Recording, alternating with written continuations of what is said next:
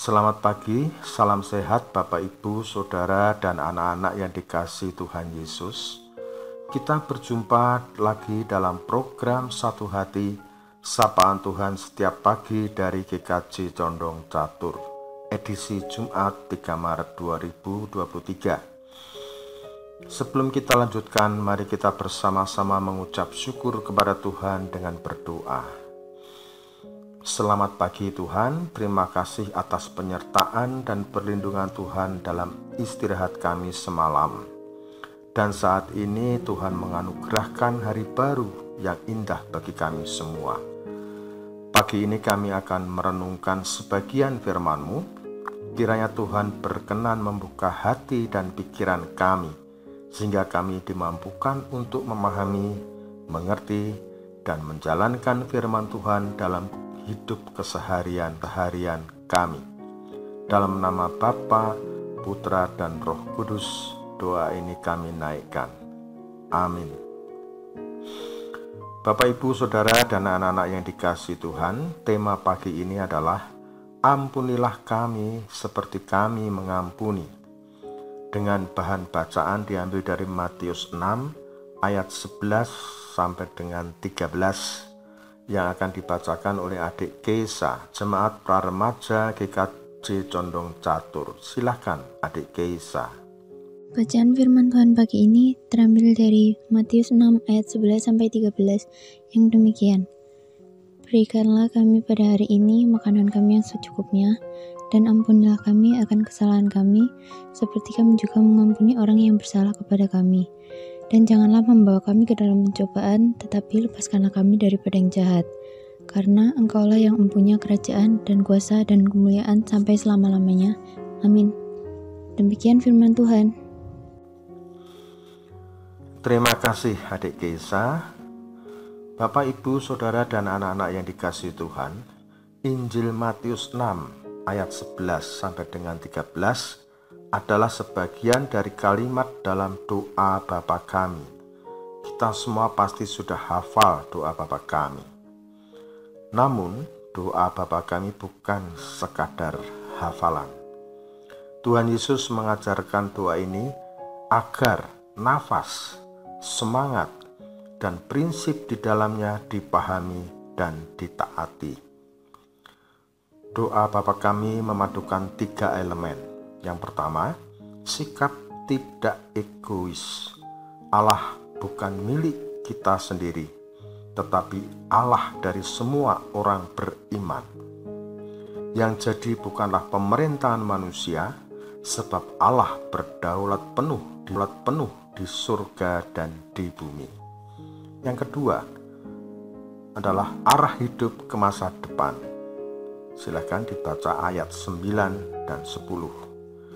Dan yang ketiga, kebutuhan manusia seperti pengampunan dosa, bimbingan agar dijauhkan dari semua percobaan yang menjatuhkan pada kejahatan, dan kebutuhan hidup sehari-hari. Ketiga elemen doa Bapa kami ini jika kita diskusikan akan panjang sekali. Jadi sesuai dengan tema pagi ini, mari kita fokus pada elemen ketiga, terutama pada pengampunan dosa, yaitu ayat 12 yang lengkapnya adalah dan ampunilah kami akan kesalahan kami, seperti juga kami mengampuni orang yang bersalah kepada kami. Ketika kita mengucapkan doa Bapa kami dengan lancar dan tidak terlewat satu patah kata pun, maka legalah hati kita. Lalu amin, selesai. Ya, ini dikatakan selesai kalau doa tersebut lebih berbobot sebagai hafalan. Tetapi jika kita mengucapkan doa tersebut dengan mencoba memahami arti sesungguhnya dari setiap kalimat yang kita ucapkan, terutama kalimat di ayat 12 tersebut, kita akan sadar bahwa ada sikap perilaku yang harus benar-benar kita wujud nyatakan dalam kehidupan keseharian kita, yang harus secara sadar dilakukan karena bersumber dari hati, pikiran, dan akal budi kita. Apakah itu? sederhana, tetapi mungkin juga rumit. Biasanya kita berdoa secara bebas lalu mengucap, "Tuhan, ampuni segala dosa-dosa kami." Ya, Tuhan akan mengampuni karena Tuhan adalah Maha Pengampun. Tetapi dalam doa Bapa kami dilanjutkan dengan kata-kata, "Seperti kami mengampuni orang yang bersalah kepada kami." Jadi ketika kita berdoa, "Ampunilah dosa-dosa kami," tetapi di bawah sadar kita masih menyimpan rasa sakit hati, amarah, membenci, bahkan menghakimi orang lain, inilah yang disebut dengan egois. Ini bertentangan dengan elemen pertama dari doa Bapa kami, yaitu tidak egois. Yang penting aku diampuni, meskipun marah kepada orang lain. Egois bukan? Juga bertentangan dengan elemen kedua. Kedepan sikap dan perilaku kita akan tetap diwarnai amarah dan sakit hati yang mengendap di bawah sadar kita, tidak mengkuduskan nama Allah dan tidak mewujudkan kehendak Allah baik di bumi maupun di surga, yaitu damai sejahtera. Cermati ayat 14 dan 15 sangat menjelaskan mengenai pengampunan. Bapak, Ibu, Saudara, dan anak-anak yang dikasihi Tuhan, mohon pengampunan kepada Tuhan dan mengampuni orang yang bersalah kepada kita tidak dapat dipisah dan dilakukan sendiri-sendiri. Gampang diucapkan tetapi sangat berat dan sulit dilakukan. Salah satu sebabnya karena kita mempunyai hati yang rawan dengan godaan, mudah terluka, tersinggung, dan sebagainya. Apakah kemudian kita menjadi sangat sulit, bahkan tidak mungkin memperoleh pengampunan dari Tuhan?